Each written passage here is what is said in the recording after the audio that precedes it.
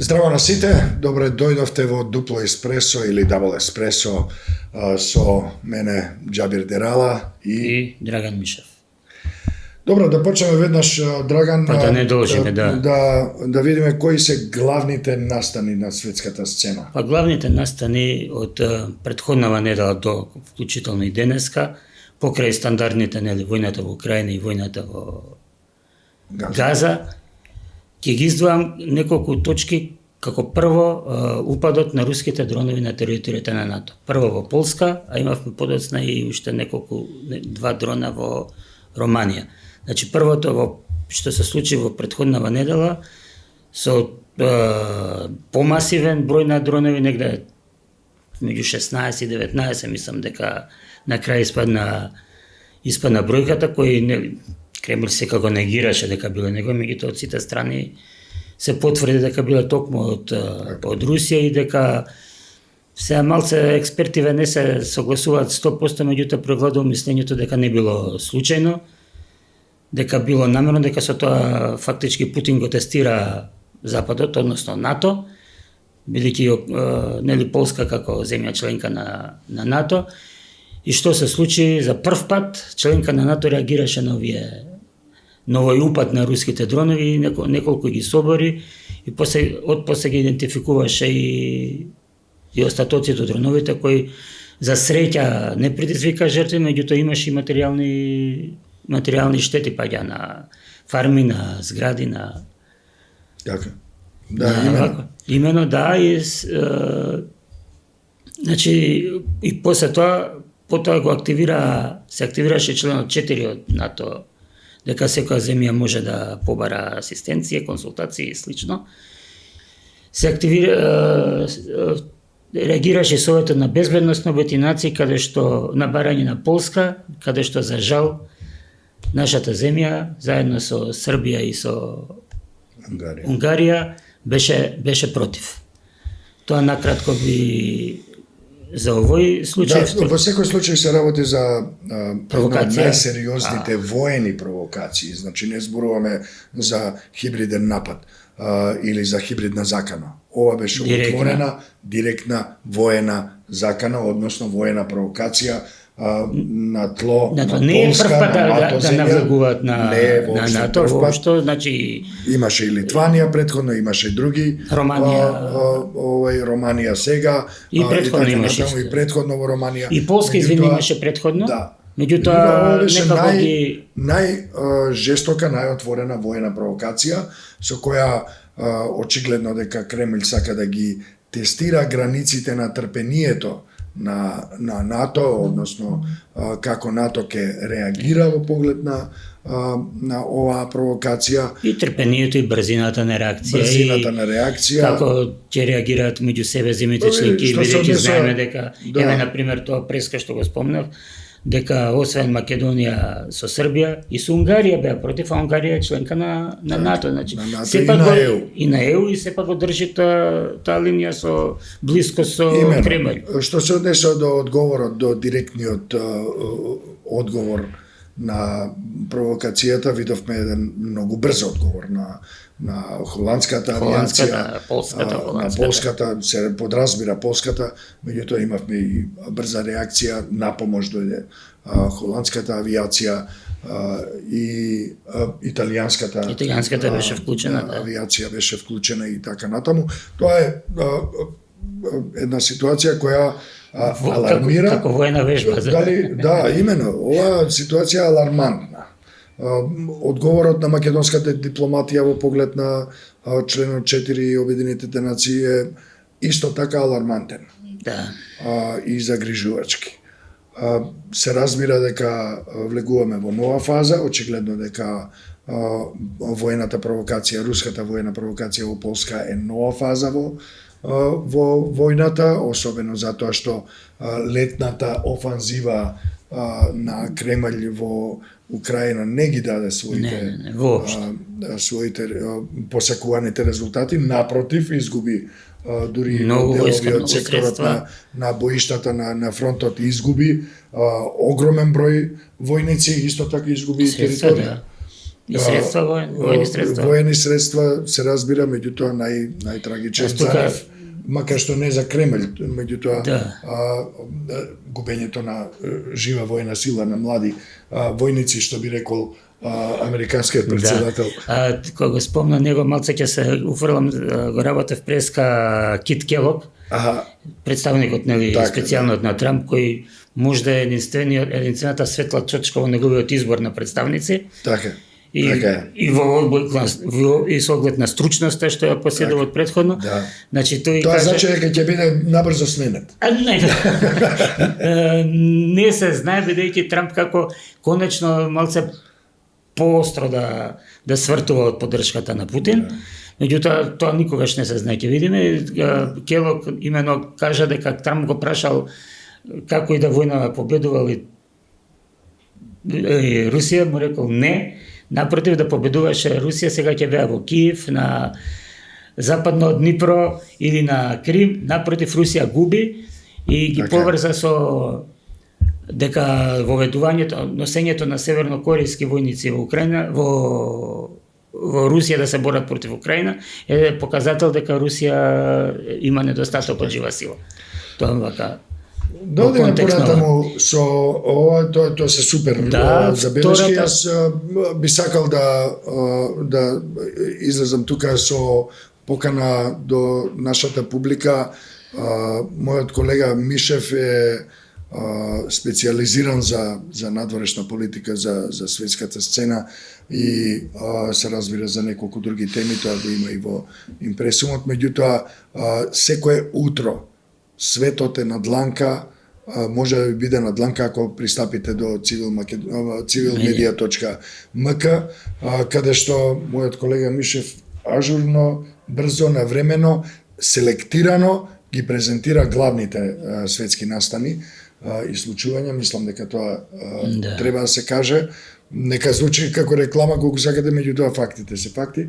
Фала ти за тоа. Јас се информирам од Civil Media наутро, бидејќи во исто време ги правам другите планови и текстови. И текстовите се, и како што речете, селектирани со оглед дека кај нас доаѓаат многу информации, текстови кои доаѓаат преку канали кои се поврзани со Москва преку Србија, така да селектирањето е еден дел на борба против дезинформациите кои доаѓаат во нас, и манипулациите на руската пропаганда. Не е целта секогаш само да зборуваме ова се лажни вести и така натаму.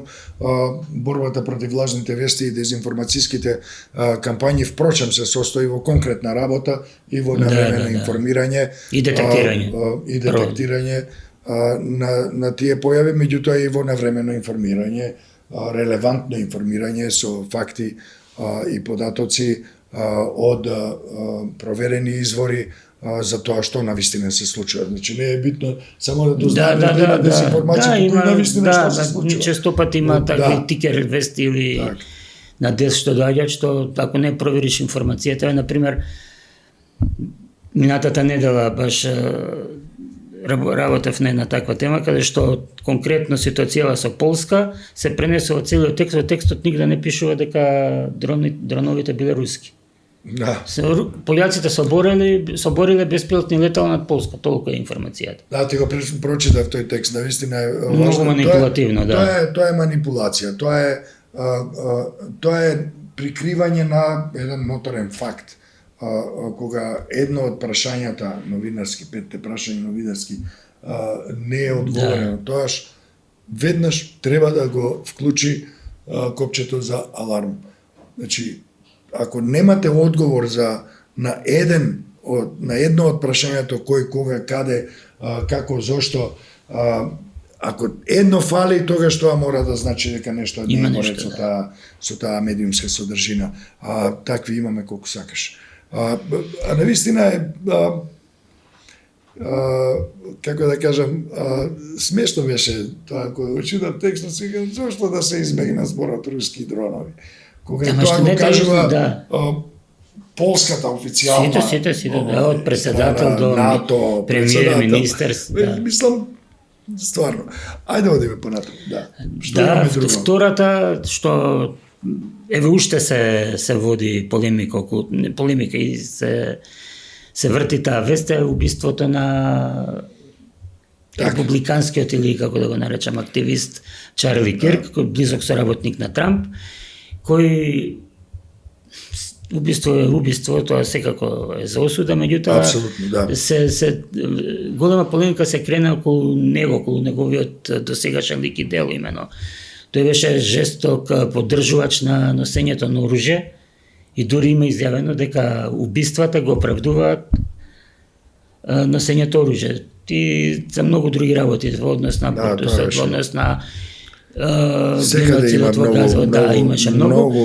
Поентата ми е што грозни изјави, грозни, меѓутоа секако не е причина за тоа што он има други вакви убиства, тоа го кажа Берни Сандерс, кој рече секој го осуди, рече секој човек си има право на свое мислење, тоа не значи дека може да полемизираме, но не значи дека треба. Значи Берни Сандерс, кој го прегласува како стар за кандидат за председател, овој пат имаше непредседателски изјава, за разлика од Трамп, кој го искористи за да доле масло на огинот, и го искористија, значи и Трамп и републиканците го искористи ова за напад врз, како они што ги викаат нив левичарите, се што не е десно со нив е лево. Меѓутоа се испостави дека осомничениот, се уште не е потврдено дека е тој убиецот, меѓутоа се испостави дека напротив е екстремно десничар и дека всушност го убил Кирк затоа што не бил доволно екстремист. Да, доволно десен, да. Центарот десното нешто. Значи го искористија, се да не поредам со палењето на Рајстагот, само за пресметка со што за среќа брзо спласна, а тоа колку Трамп жустро го осудуваше убиството, па изјавуваше дека Кирк му бил како син, се покажа вечерта на надпревар, мислам на бейсбол лига, каде што се играше безгрижно на YMCA, толку му било битно за пред камери, очигледно. Тоа е втората точка од минатава недела, која, пак ќе кажам, се уште трае. Денеска втората амплитуда, би рекле. Последната вест што се однесува на ова, дека осомничениот не соработувал со истражните органи, тоа беше последно. Тука би ги напоменал сега случувањата конкретно во Англија, меѓутоа зема замав и во другите делови на Западна Европа, каде што имаше голем антимиграционен митинг. Имаше и судир со антифашистичките движења во Британија, меѓу двајцата интервенираше полиција, меѓутоа мислам дека им се собра негде 150.000 луѓе со англиски и британски знамења. Сега мага е мега, Make England Great Again. Меѓутоа ова доаѓа слични најави и веќе слични акции против мигрантите има во другите земји во Западна Европа, каде што силен замав зема пропалестинските протести, кои колку и да се оправдани заради геноцидот во Газа, има еден насилен тек. Значи прекинува, последно во Мадрид прекинале трка со точаци. И шкрта под зидови, влага дели во им преча на луѓето едноставно во некој. Значи јас сум бил бев на митинг, протест на курдите во Гетеборг, бев на протест против асет на сириците во Брисел, немаше такви насилни огласи. Разговаравме за ова и претходно и нели офлайн. Да, и рековме дека ќе дојде до ова. Ја сепак би сакал да направиме една дистинкција. Легитимен. Гневот, да. На глобално ниво, каде што учествуваат и самите евреи во диаспората, и во Израел, не само во диаспората, во Израел се против Нетањаху, во Европа, дури и во самиот Израел, иако таму ризикуваат многу сериозни последици од пресметка на израелскиот режим, на режимот на Нетањаху. Денеска го прогласија за единствен виновник. Едно нешто, легитимен, супер легитимен гневот, револтот, залагањето и солидарноста со палестинските жртви и палестинските цивили, кои се мета на еден геноциден воен напад, односно агресија од израелскиот властодржец Нетањаху. Тоа е апсолутно легитимно. Ние можеме и мислам дека треба да ги поддржиме, не мислам, убеден сум дека Сме ги поддржале неколку пати и преку соопштение, да. Да известуваме за тоа и така натаму. Исто така препознатливо е тоа дека овие протести често се на простор каде што се вметнуваат проруски наративи и елементи. Единствен тоа е опасноста. Добитник е Путин од овие. Да, имено, меѓутоа проруски елементи се инфилтрираат буквално во сите можни теми, односно настани во општествата каде што може да се предизвика поларизација. Имено, не само со Палестина име супер погодно тло заради тоа што има и антизападен и антисемитски елемент во тие наративи и тоа тука кремљовската пропагандна машинерија изворедно добро го користи тоа и успешно. Не само го користи, го организира, може би. Воопшто, па во некои случаи да, во некои не. Да, има. Сигурно не, во повеќето не, бидејќи се работи за изворен револт на нормалните, солидарните луѓе на секаде во светот кои не можат да го гледаат овој геноцид кој се одвива во живо, практично во Газа, во Израел, во појасот Газа и исто така репресалиите врз населението во западниот брег. Друго ми беше идејата беше да предупредиме, треба и ти и јас. Да, тоа сакам да кажам, оваквите воопшто дека без оглед на легитимниот гнев, револт и протест против геноцидната војна на Нетањаху, намерно велам Нетањаху и неговата клика, и тоа треба да се поддржи, меѓутоа треба да се биде внимателен за проруските наративи кои се провлекуваат во овие наративи за да може да се не да им се помогне на палестинците, туку да се нанесе штета на демократскиот дел од светот. Именно со овие се последниве действија што ги гледам во Британија ги поддржа веднаш радикалните евреи што се соработници на Нетањаху. И се имаме една спротивставно што ќе кажам тоа, јас мислам дека не знам како ќе го зауздаат, мислам дека тоа не знам, тргна вака ќе се случуваат и се повеќе такви.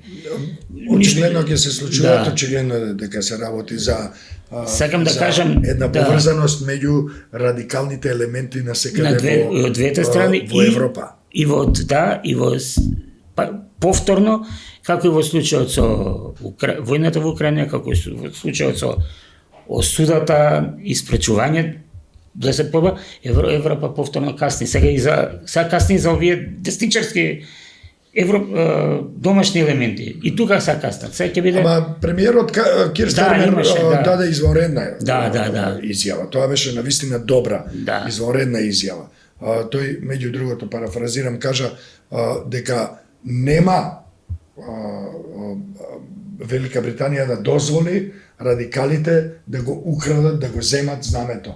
Нема да им го даде знамето на Велика Британија, кое е знаме на сите граѓани на Обединетото кралство, нема да го даде тоа знаме, бидејќи тоа знаме го ја символизира различноста, обединетоста, демократијата и слободата. Да, Джеберама, може требаше ова да го каже пред да се случат овие протести, нели? Па ќе кажам, мимо пак одредено доцнење.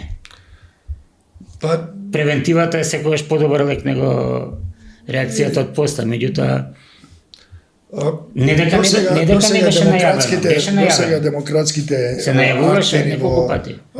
На национално и на меѓународно ниво покажуваат една спорост, една збунетост, еден елитизам кој кој е во затворени кругови, како само тие да ја измислиле и само тие да имаат право да зборуваат за демократијата, и заради тоа мислам дека го јадат стапот, слободно кажано, од крајно десничарските структури, кои меѓу другото се добро организирани како на национално ниво, така и меѓусебно се мрежуваат, учат едни од други, се помагаат едни со други, се координираат од центри и кои исто така добиваат сериозна поддршка, без некои од нив да го знаат од Кремљ. Да. Па и некои го знаат и претходно тесно се работува АФД. АФД го користи сега моментално истиот тој наратив. Марин Лепен во Франција. Да, и АФД ми е Не знам, Фараш како стои на тој план? Па гласен е. Да. Гласен е. Не, во смисла на соработката со Москва. Па се уште мислам дека повеќе се држи до Трамп. Да, окей. Меѓутоа, за АФД... А затоа Трамп се држи до Путин. Да. И сега баш тоа што последното што некои анкети во Германија, дека освен во источна, веќе и во западна Германија, мислам дека во Гелзенкирхен дека имаат шанса да добијат градоначалник АФД. Токму врз база на овие ги користат, значи имаше па ќе кажам спороста на реакција на втора политичка сила во Германија, се нормално е да добијат некој, не еден, него повеќе градоначалници ќе добијат.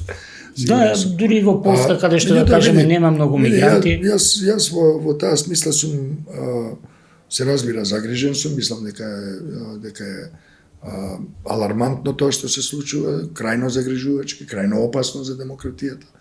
Меѓутоа, од друга страна, знаеме дека крајно десничарските актери во политиката обично имаат стратегии политички кои се засновани на quick fix, на брзи решенија за комплексни проблеми. И кога ќе дојдат на власт, тогаш прават тоа што го прават, односно го прават токму обратното од тоа што го ветиле. Ја користат демократијата да дојдат на власт, ако ќе дојдат и укинуваат. Ја укинуваат, меѓутоа не успеваат да ги исполнат очекувањата на луѓето што гласале. Штетата е нанесена. Штетата е нанесена, меѓутоа сакам да кажам дека тоа што има ваква наезда на крајно десничарски радикални структури, треба да знаеме дека тие немаат многу силен капацитет да навистина да водат одредени системи и воопшто да испорачаат решенија за комплексни проблеми. Па не, они тоа го социјални проблеми и така натаму. Едноставно нивно решение е брзо јас за еден ден ќе ја завршам војната меѓу Русија и Украина. Мислам така ја нарекуваш. Да. Не руска агресија, туку Русија и Украина. Имаме проблеми со работните места, имаме проблеми со стандардот, со инфлацијата. Што е брзото решение? Сите мигранти надвор. Царини воведување. Воведување царини, затварање во... Ама тоа се мерки кои не вродуваат со плод, напротив, штетат на економијата, штетат на безбедноста, на кохезијата во општеството и така натаму, и тие едноставно не успеваат да ги исполнат ветувањето што им ги дале пред изборите. И набрзо потоа гласачите гледаат дека направиле грешка. Дама недостатокот од исполнување на ветеното го надополнуваат со стварање се понови проблеми и непријатели. Секогаш се непријателите надвор, секогаш има нови непријатели. Кога ќе се доберат до власт, тогаш е тешко да ги тргнеш. Тоа е, Меѓутоа, само се менуваат наративите, ќе види некој дека не држи, наоѓа нови непријатели, сега ќе биде, дали ќе биде картелите во Венецуела, дали ќе бидат мексиканските мигранти кои влагуват како вакво, да не доаѓаме, мислам да не елаборираме и за Орбан и неговите плашење со дека Европа сака да ги наполни со мигранти, сака да им ги земе стандард, да им го земе, идентитетот, ќе нема да ограничи суверенитетот, слично нешто како тука. Јасно, тоа е. Затоа и реков, тие впрочем учат едни од други и многу брзо и ревносно се прилагодуваат на секоја А и се нова подпомагаат. ситуација. И се помагаат, се Што финансираат, да, се советуваат и така натаму. се групираат Така да е. кажам, така да Имаме не знам уште колку време имаме. Инаку па немаме време, веќе го пробивме. Тогаш што ова да го кажам, Да, пошто е ексклузива наша, да. кога веќе зборуваме, ќе доближиме се веќе светот ќе го доближиме и кај нас за обидот на рускиот Тоа амбасадор. го барав сега, сакав да го прочитам обидот на насловот. рускиот амбасадор самоволно да се прогласи за декан на дипломатскиот кор во земјава, Така. што беше за среќа осуетен, отфрлен. Меѓутоа тоа е, да кажем, еден пример како во последно време не многу се спомнуваат хибридните закани и кај што треба и кај што не треба. Тие што не знаат како да ги употребат, ги употребуваат каде што не треба. Видовме многу јасен пример за тоа. деновиве. И, значи, типичен пример на делување на руската, не само пропаганда, него и на руската и на рускиот начин на владење. Газиме преку се, јас се прогласувам за... Ако никој не го одобрил тоа, ако немало ни седница да се прогласи, се прогласува, праќа нота дека вако среќа брзо беше осуетен, му беше кажано, нели, со дипломатски ракавици, дека за жал не е дојдено време за такво нешто, да. Меѓутоа, останува забележено дека Ова е ексклузивна вест, да. малку е чудно што другите медиуми или не сум видел.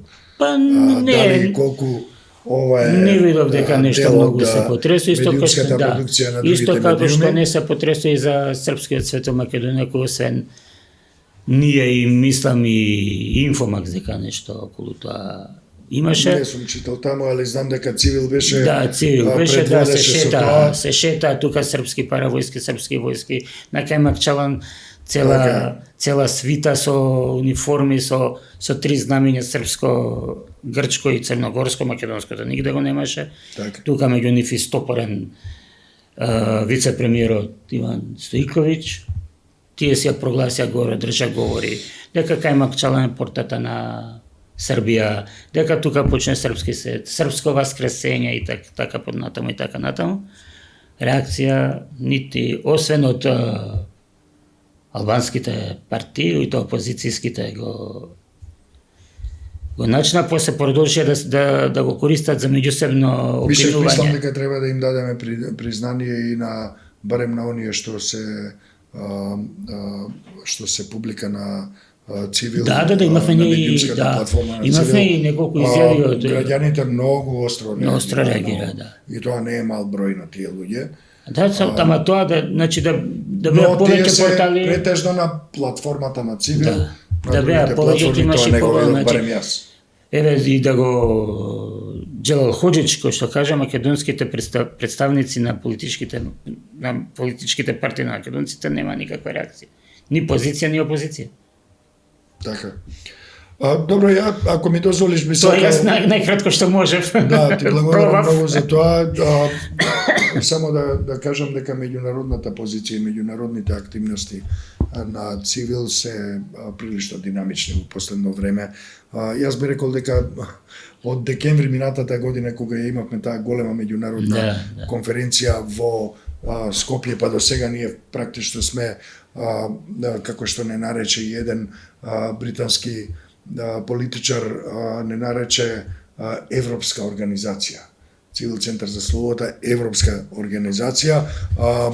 Ние имавме свое присуство, иако за жал јас не можев лично да заменам без оглед на поканата и на учеството обезбедено на еден од важните меѓународни панели на економскиот форум во Карпач, Полска, што го нарекуваат полски Давос.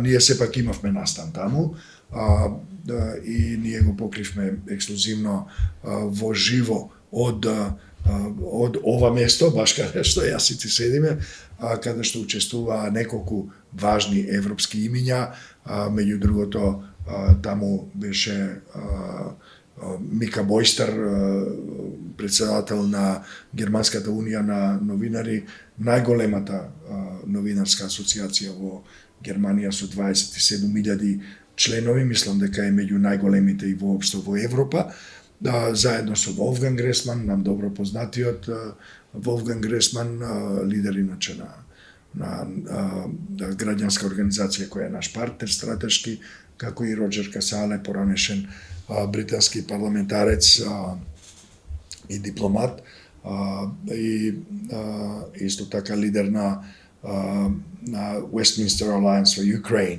Сите тие заедно со Алина Кушч, една од лидерките на Украинската национална асоциација на новинарите, успеавме ексклузивно, навистина, длабоко да влеземе во темата слобода на медиумите во Европа. И тука мислам дека тој подкаст и треба да се гледа. Јас се надевам дека ќе имаме и капацитет како редакција да направиме и содржини на македонски јазик кои произлегуваат од таму. Оде неколку делови на продукцијата е толку динамична, толку обемна што едноставно не се стигнува да се преведе се. Дури и со помош на вештачката интелигенција, сепак тоа треба да се обработи после и така натаму. Заради тоа ги поканувам нашите читателки и читатели, гледачи, исто така нашата публика на видео, во видео форматите, да го следат и civil.today. Тие што знаат англиски се разбира, за да може да ги следите поредовно тие наши меѓународни активности и да доаѓате ексклузивно до сознанија, до ставови, до изјави од важни европски opinion makeri и граѓански актери, за да бидеме во тексите заедно, бидејќи живееме во динамично време и во многу загрижувачка безбедносна политичко безбедносна состојба, и како што крајните десничари и радикали знаат да се информираат меѓу себе, да се поддржуваат, да се поврзуваат, така треба и оние што се, би рекол, умерени, нормални, па и прогресивни и демократски, продемократски настроени луѓе да го следат тоа и да можат да бидат информирани барем на време, ако не и да преземат некаква активност во тој поглед. Јас тоа би сакал да го споделам овде. Се разбира, Double Espresso е тука колку да не видите, да се подружиме малку со главните теми, но она што главно го правиме е нашата медиумска платформа, а се разбира на ниво на организација во нашата меѓународна активност. Ние учествуваме на различни форуми каде што успеваме да дојдеме до главни политички, граѓански и медиумски представници со кои соработуваме, кои го слушаат нашиот глас, а се разбира и ние даваме платформа за тој диалог да се одржи и да продолжи. И за тоа може да се информираат на медиумската платформа. И се разбира, може да се информирате за тоа на медиумската платформа. Немојте да заборавите да кликнете лайк на Facebook страницата на Civil, следете на Twitter, на Instagram, кај сме, предплатете се на њузлетерот. И предплатете се бесплатно на предплатете се малку секој. Њузлетерот од десната страна на civilmedia.mk ќе најдете едно прозорче каде што ќе можете го внесете вашиот имејл и на дневна основа да добивате избор од главните содржини објавени на civilmedia.mk. Се разбира, истото можете да го направите и на civil.today, да ги добивате тие главни содржини на англиски јазик. Различни се. Мислам за Па мислам дека не бевме ни предолги, знаеш Да. дека јас се надевам, не знам, Се не надевам велев време. дека Добро, како и да е, се гледаме. се гледаме. Чао.